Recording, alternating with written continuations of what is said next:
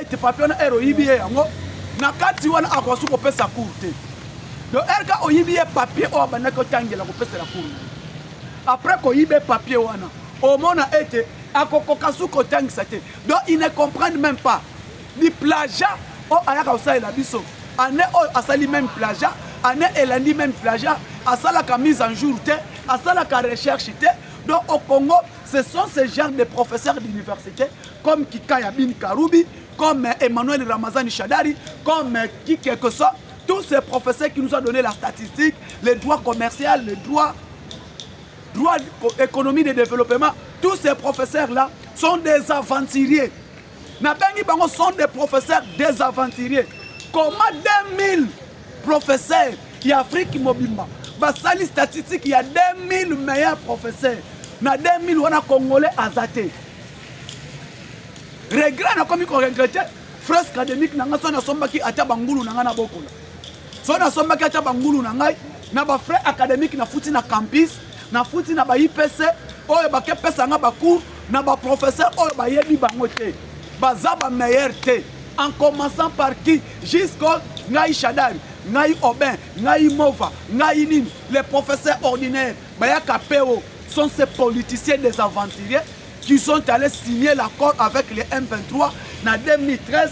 M23 oba bomela biso mboka aujourd'hui tozo betela ba maboko PO oyo lelo soki ozui aye hier on s'est limité dans quelle page bayaka bongo on était où quelle place on s'est limité hier era bimia solo na téléphone oyibi papier banako tanga aposani matière boye bobengelinga ye mofa sakani obeminaku peo ba aventurier ya ba professeur de l'autre toto boko la bangulu na biso.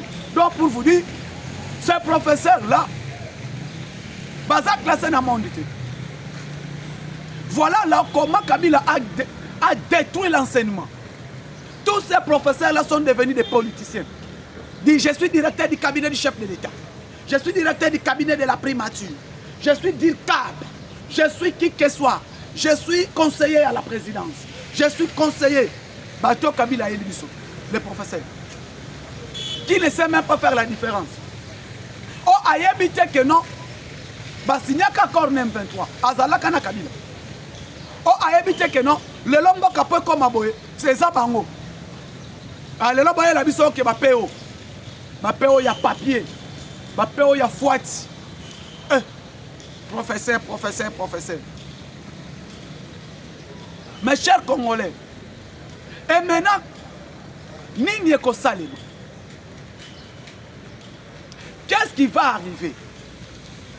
Parce qu'à un moment, je vous parle, l'administration Trump, si tu as signé Bako, si tu as yokani, dans 17 jours, Makambo si la mesa. Si tu Kabila aye, na moment oyoke, biloko lamba mitoli aye kuta biso to longola basani. Aye kuta biso to longola, do si to leto tondi basani esili basokola basani ye aye kokota. Aye na moment oyezake bana si bale. Fufusi ekabwani biloko si to le si to tondi. Ye moment ngo o aye kokuta batu bazolongola basani, nde moment oye aye kokota na terrain. On a ebisa kibino ke nganga koti na terrain. Kokota ya nganga koti na terrain, aye kokuta déjà match est comme compliqué. Match est comme compliqué, makambo si échangé. Des moments oyo nganga na bango aye kokota na terrain. Bandeko Joseph Kabila na Rubangavu. Aye na Rubangavu oyo ba misusu ba komi ko wangana. Que y a pas la présence de Joseph Kabila à Rubangavu. Mais je vous confirme, Kabila était à Rubangavu. Aye objectif nezanami. Asala atala formation accélérée ya ba M23 o a recruter pour attaquer Bukavu, pour attaquer Uvira, pour attaquer Kalemi et puis pour attaquer Kisangani.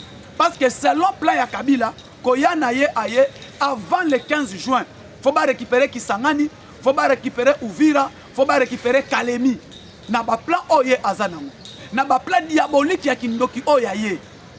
Nde yango aeli. Et maintenant après récupérer la localité wana pour faire quoi? Pour pousser la communauté internationale pour pousser les États-Unis puissent se récupérer, se retirer dans Mambochali accord, se retirer dans l'accord où signé dans Mboka. C'est ça que Kabila a fait. Et au moment où tu as dit, pendant que Kokota a trompé le Congrès américain, l'accord doit être signé. Le Congrès américain, les congressistes américains, le Congrès américain, je ne crois pas que le Congrès américain a le même diapason na Joseph Kabila. Dans le Congrès américain, il y a un piège ya Joseph Kabila. Parce que le Congrès américain va officialiser pour dire que le deal avec la République démocratique du Congo, l'administration Trump, il faut une pression du Luana et appliquer rapidement. Parce que le deal dans les États-Unis d'Amérique, entre l'administration Trump, Bolani, na M. Matsad Boulos, au hasard, Moko, na M. Rubio, qui est le secrétaire d'État américain, au Balobi était, lui, Luana fait à la respecter parce que c'est les intérêts, il y a les deux pays qui vont gagner. Et maintenant, Joseph Kabila, aïe, Koyana aïe, et pour la deal, il y a les États-Unis d'Amérique, na RDC et Simbate. C'est ça que lui est venu faire. Pour que stopper le deal, pour que la mise en place entre les États-Unis, y compris les États-Unis d'Amérique, et la République démocratique du Congo. Parce que deal, Luana est zani. L'Amérique a tué Mbongonaye Ebele. Les fonds mis en place par l'administration Trump, Mbongo au Amérique a tué Ebele 500 milliards et Mbongo wana ezambongo oyo États-Unis aligné Mbongo wana ebunga. États-Unis aligné Mbongo wana bazala ba perdant. États-Unis aligné que Mbongo wana Congo a gagné, Bango peut pas gagner. Ndebomoni l'objectif de l'administration Trump, il y a Kotinda, le sénateur, le conseiller Boulos au Aye, a Koutani na président, Boulos après Koutana président, a Koutana qui na président Ouganda, na président Kenya, y compris Rwanda Kagame. Et maintenant, ce qui botali, na deal au Ezali, entre États-Unis d'Amérique, na RDC, l'Amérique ne parle pas du M23. Allez-y comprendre, faites vos analyses. Nous sommes tous des intellectuels. L'Amérique, aucun place que l'Amérique a mentionné membre M23. Non. L'Amérique parle, fait la guerre entre RDC et Rwanda. Donc les États-Unis d'Amérique ne reconnaissent pas les M23. Les États-Unis d'Amérique ne reconnaissent pas les M23. Les États-Unis d'Amérique reconnaissent que la RDC est agressée par le Rwanda. Les places, bazo comprendre que Bamsou Balo Belake, l'Amérique a d'autres pression à M23. Non, l'Amérique parle du Rwanda. L'Amérique parle de l'agression congolaise. L'agression à Congo par le Rwanda. L'Amérique ne parle pas l'agression à Congo par les M23. Non, place Wana Batu, basa la banalise. C'est là où les Congolais devaient comprendre. C'est là où les Congolais devraient mettre dans leur cerveau que les États-Unis ne comptent pas de l'agression rwandaise. Mais les États-Unis ne comptent pas de l'agression du M23, mais les États-Unis parlent de l'agression de RDC par le Rwanda. Mukolomo côté Bokoyoka, Américain été le Rwanda soutient par le M23. Le Rwanda soutient le M23, mais les États-Unis parlent de l'agression rwandaise. La RDC qui est agressée par le Rwanda. C'est comme on a battu Moussousou. Ayene kaka a comprendre te nini te amoni akomi oh non bomoni bino ezalaki nanu Kagame et komi Kabila. Oui. Mais yé moko era lati vareza kotina terra beta match. Bobo sana. To ezanini. Parce que yé moko a kotina kati terrain. Era kotina kati terrain. Tokotanga nani? Benga eloko na kombo nango. Ye moko amikoteli na terrain, alati gondo. Alati gondo akoti na terrain, abeta match. So alati gondo akoti na terrain, alati Varese. Tolobani. Parce que batu bazo comprendre te. Problème na biso ezake Kabila azoko soutenir te mais Kabila ndazo bundisa biso. Kabila nde mutu aza problème. Parce que yende mutu aza mukonzi numéro 1 ya ba Rwandais, ya ba M23. Tangu bomoni na Uganda o azalaka na ye. Alobi ete toko yamba ye na Uganda te. Siko awa tozali. L'administration Trump oyo ezotia pression na Kagame. Kabila aye na Uganda na Rwanda ba pesie quartier général place à quartier général na ye. Avant acha quartier général na ye na Rwanda. Aye kondima kokufa parce que ye alobi nini ete naza militaire bakomonela ngai te ngai nayoka aka na mundu nayoka aka na lisasi soko yoka oye ayoka kana lisasi elingi eloba nini na ye kondima kokufa alinga loba nini na ye na ndimi nyonso na kokufa na bomoi na zapre yango omoni na ye koyebisa bino eteke no ngai nde mukonzi nde omoni kokota na ye babengi batu na ye mususu batu na ye mususu batuni ye mais c'est le président bayebisaki biso toko avancer sous te ye alobi nini il faut tokende mais bayebisi to avancer sous te ye alobi il faut récupérer Uvira et récupérer Kalemi et allons à Kisangani marcher sur Kisangani jusqu'à toi atteindre Kinshasa et alobi avant que le 15 juin va finaliser va promulguer va publier accord biso poto koma déjà wapi tokoma na Kisangani tokoma na Kalemi or pendant que Kalemi pendant que Uvira pendant que Kisangani est impossible na yebina nute mais est difficile pour qu'il marche de là où ils sont jusqu'à Walikali Lubero atteindre Kisangani en même temps passant par Kalemi c'est impossible néanmoins il y a maintenant et là qu'on se préparer les Congolais nous devons mettre en place il y a une guerre et la régionale au moment où Rwanda zosala ayebake bitumbo moment tokende et la guerre qu'on déclenché cause la régionale et guerre cause la régionale des places Amérique États-Unis d'Amérique azolinga yango namte l'Amérique azolinga te parce que guerre ce que comme guerre régionale et les États-Unis et la France et les Angleterre il y aura un problème sérieux parce que Amérique a lobby nous voulons la paix et cette paix est la paix oyo kozala ya libela est la kimia oyo et kozala kimia ya libela et pendant que maintenant les camps de Kabila les camps de Joseph Kabila bangonde bamoni ça ne marche pas bazoko pousser mutu na bango bazoko pousser ye na place oyo akoya ko perdre parce que au moment où je vous parle le passeport diplomatique de Joseph Kabila a été désactivé toyebisaki bango tokena bango na eloko na kombo na passeport diplomatique atambola kanango cet passeport on a déjà désactivé le passeport diplomatique de l'ancien président et parmi biloko ils ont mis problème yami balé on a confisqué tous ses biens comment est-ce que quelqu'un qui a poni quand il y a rébellion na place a pona quand il y a kimia il y a poni quand il y a rébellion pour déstabiliser le pays et pendant que a poni quand il y a rébellion au moment où nous vous parlons la République démocratique du Congo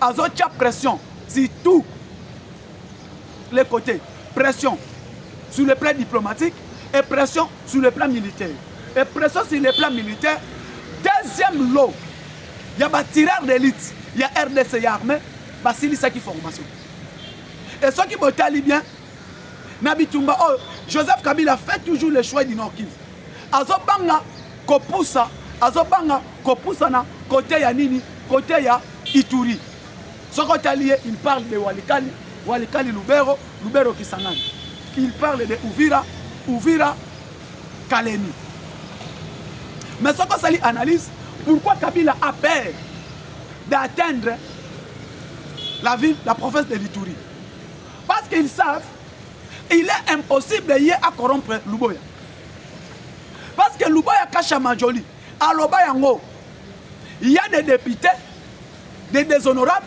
il y a des excellences Mitsusu on a un plan il y a qu'on déstabiliser la province de l'Ituri On va luka qui va corrompre Lubo ya Kasha Majori. Parce que la chute ya ville de Goma, la chute ya Bukavu, je l'ai dit, c'était que parce que Kabila, Batouana, va trahir. Il y a eu la haute trahison qui a fait que pour que Goma et Bukavu écouent. Ni t'étais la corruption, ni t'étais trahison, la vie de Goma, ville de Bukavu, elle n'a qu'à la tomber. Malgré infiltration au Ezanakatia armée, parce que le président de la République a yébaki que et cause la impossible, ba M23 va atteindre ville ya Goma et cause la impossible, ba M23 va atteindre ville ya Bukavu. Pourquoi? Parce que il y a eu arsenal militaire qui mis en place, c'était pas quoi, mais on a atteint Bukavu, on a atteint Goma. Pourquoi? Parce qu'il y a eu la haute trahison na kati ya armée. Et cette trahison-là, le lot, nazo bisabino, que baye bayango que ekosimbate. Trahison wana, baye bayango, le lot oyo, ekosimbate, parce que l'engagement de notre armée, l'engagement de l'armée congolaise, l'engagement de notre armée est déjà déterminé pour que l'armée congolaise doit gagner Bitumba Oyo, pour que l'armée gagne ce combat. Détermination ya mapinga na biso, détermination ya armée na biso, tous téléma, biso tout, tous soutenir mokonzi mboka. Malheureusement, moment otozali, biso tout, toyebi ete, c'est que le président est en train de faire. C'est que le président Félix Tshisekedi, il est déterminé pour que notre armée récupère toutes nos localités au Ezalaki occupées. Mais au monde était Bendele Ekoyate, Bissonio surtout, Tokoa Ponekolo. Le président de la République, il est en train de travailler. Après Balo O Esalemi. Maintenant, Joseph Kabila a commis Goma, Rwanda.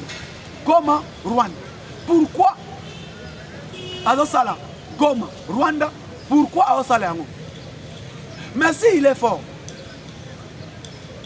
ce qui est, Oyoye, Azoimona été, il est homme fort. Pourquoi il a fui Bukavu? Pourquoi Azokende Bukavu? A commis Goma, Rwanda. Goma, Rwanda. Parce qu'il a compris.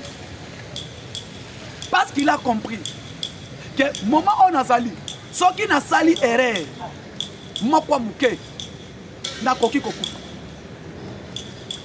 Ce qui erreur, moko kaka muke et comme l'ingay, je peux mourir, na perdre vie.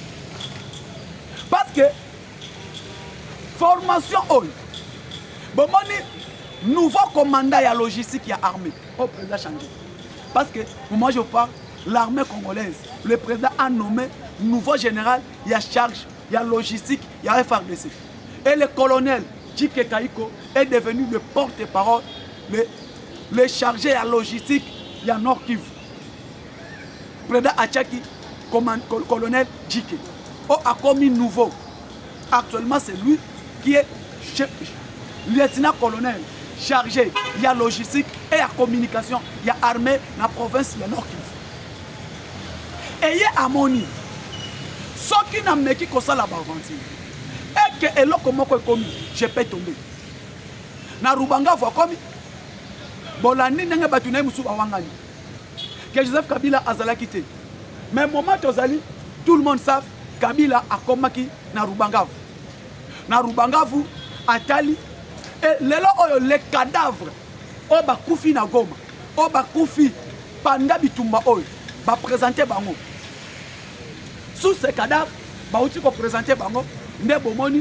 Actuellement, l'échec au Kabila a suivi. Parce qu'il ne fallait pas tomber dans la bambiscade au Akomina. Il ne fallait pas. Mais, le col Ayo Kakate, il est venu, il est Aye Kolakisabiso, que je suis homme fort, Aye Kolakisabiso, que Eloko Koko Melanga Ezate, Nde Yango Yosikol. Bomoni Lobby, le numéro 1, il y a garde des républicains, le général-major Ephraim Kibiri, à lobby, ce qui m'a organisé été la République démocratique du Congo et cause à la diviser, sache-le, le Congo ne sera pas divisé. le Congo ne sera pas divisé. Yami Balé, Alobi, Bitumba Oyo, République démocratique du Congo sera toujours gagnant et nous serons les vainqueurs. Yakomba Oyo. C'est le porte-parole, le numéro 1, il y a garde des républicains lobby. Na parade, Oyo Salemaki, na camp colonel Tchatch. À répondre Kabila.